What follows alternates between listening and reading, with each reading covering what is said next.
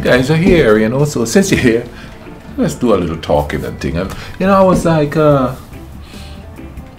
sometimes I can't go to sleep, right? So I'm sitting there and I'm thinking about stuff, and memories are coming back and thing to me, you know what I mean? And I remember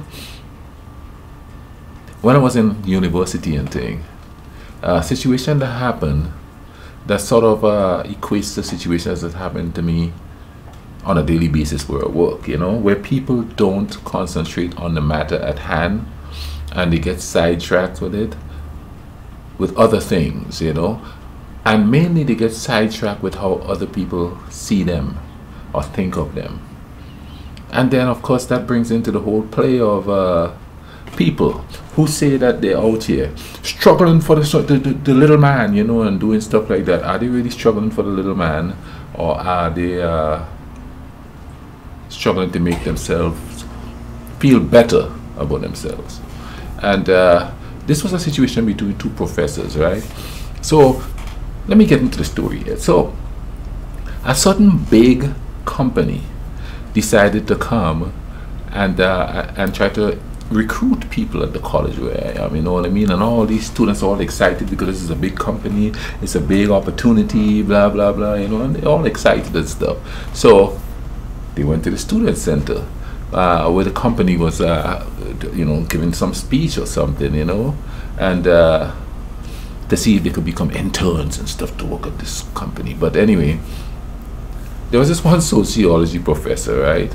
And she considered herself a freedom fighter, a liberator, you know, one of those type of people, right? I mean, she was just gung-ho about you know, the downtrodden must be helped and all of that. So she do so, and she got some of her students from one of our sociology class to go to this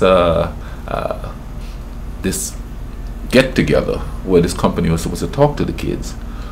Now she didn't go there to see if her students would want to work for them or anything. No, she went there to what I would call agitate, you know what I mean? So she stepped in there and thing, you know what I mean? And the speaker started to speak, and then she and the students stood up and they, you know, they start like denouncing this company. And the premise for the denunciation was that this company was hiring child labor in Haiti. And a big uproar happened, you know, and everybody's yelling at each other. You know what people usually do. Everybody's yelling, but nobody's really saying anything, or nobody's really listening to what anybody's saying. It's just like, oh, this is a great opportunity for us, and you're spoiling it. Oh, why would you want to work for this company? They're slave drivers. And big to-do going on and thing in there. So she and her students end up getting kicked out. Now, this is where the story started to take a turn, because then another professor who was staunchly against her methods of doing stuff, and I guess one was liberal and one was conservative. You know, one was like, I could keep my AK-47 if I want to, die in my cold dead hands, you know, that kind of stuff. And she was like one of those, you know, I want to help the downtrodden people, all the black people. You know, I never heard her talk about helping women, but you know, all the third world people and all of that, you know, she goes on about that all the time. But so they got into it, and a big roar happened, and the campus newspaper got involved, and it went from protesting this company doing child labor in Haiti to them going at each other. She said that he got kicked out of he used to live in Sri Lanka, got kicked out of Sri Lanka because he was giving arms to to rebels, you know, to downtrodden the democratic government, you know, and he was saying that she's a communist, and you know, and all that stuff, and they was just going back and forth. So at the time I had a radio show and she wanted to come on there, you know what I mean? And I kind of figured out where the story, where it was going. It would probably go, because now the other professor, I knew him. My ex-wife had classes with him. I didn't know he taught like that until then. Quite frankly, I didn't care. He was an artist. He was a good artist and thing. You know what I mean? And then there was her, me being a sociology major at the time. I don't think I had one of her classes. I might have, but I doubt it. She just knew me through other professors and stuff that talked about me in there. But anyway, and they were going back and forth for like a week, and then she wanted to come on my show. So I laid the law down. I said, listen, if you're going to come on this show, there's not going to be any conversation about you and this guy fighting and carrying on. You all are out here fighting, carrying on, and the real issue at hand was forgotten. I mean, they were arguing so much about how each other is an awful person. They forgot to talk about the kids that were being exploited. I mean, that was the conversation. Her students, his students, and everybody was just like, nobody was talking about the whatever slave labor that was going on about the kids. And in essence, when you look at today's politics, I think that was just a natural progression of things that happened there. And I think tricksters figure out if you could divert from the issue, you know what I mean, and say something like, for instance, let me drop an example. Let me see if I can get an example. If you talk to a Trump supporter and you said, well, Trump did this wrong, they will say, well, Biden did this wrong, and vice versa. You know what I mean? So they're not really talking about anything, and nobody's listening because they've already picked sides, and they're just going head to head fighting against each other with no resolution whatsoever. The sad part about that, I see that on Facebook a lot too, where people do that, and they actually think they're being intellectual, and they're having a debate, and then it deteriorates into name calling, libtards, oh, you conservative dogs, and all of that, and nobody is creating any type of solution to the issue. So when you have an issue that you are strong about, you should stay close to it. I'm not saying there wouldn't be diversions and stuff. There is, but you have to stay close to what it is you're trying to accomplish. Because if you get sidetracked by every little thing, then you're not going to accomplish what you want to accomplish. And that goes for anything. If it's just something you want to do in life, I'm not saying you're not going to get sidetracked, but you got to focus back on what it is you have to do. You know what I mean?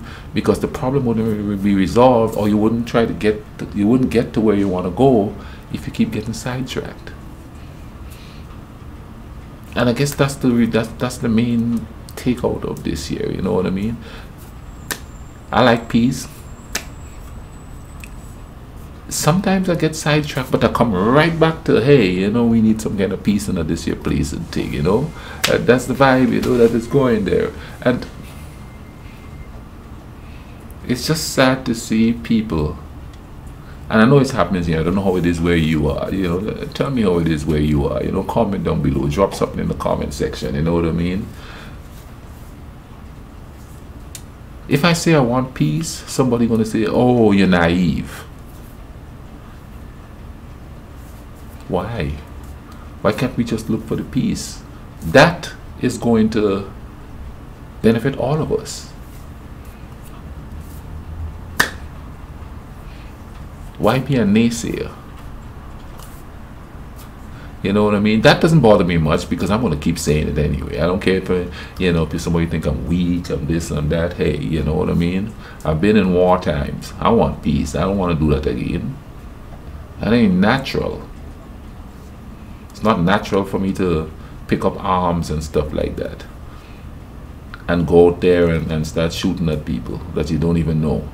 Somebody's father, somebody's son, somebody's uncle, somebody's nephew, somebody's niece, somebody's aunt.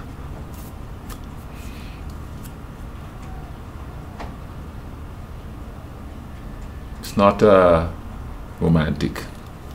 You romanticize it, but it's not. But anyway, man, moral of this whole story here is to just stay a course, you know what I mean? We get sidetracked too much, and then the things that we are passionate about get put to the wayside. So a lot of things create that situation. Marriage, children, you know what I mean? So many people had so many plans, and it's not like you can't do it. You can, if you want to make the time for it, you know what I mean? Like, I like doing this, so I get off work, I'm tired, But hey, I like doing this, so I'm gonna do it. So just keep doing you, man. Keep being peaceful. Keep loving a stranger when you can, because some strangers will take advantage of it. You understand what I'm saying to you? So, you know, do you. In conjunction to doing you, doing good for others too. You know, people say, that's kind of simplistic, that's kind of simplistic. Well, we think we're so intelligent, why can't we do such a simple thing?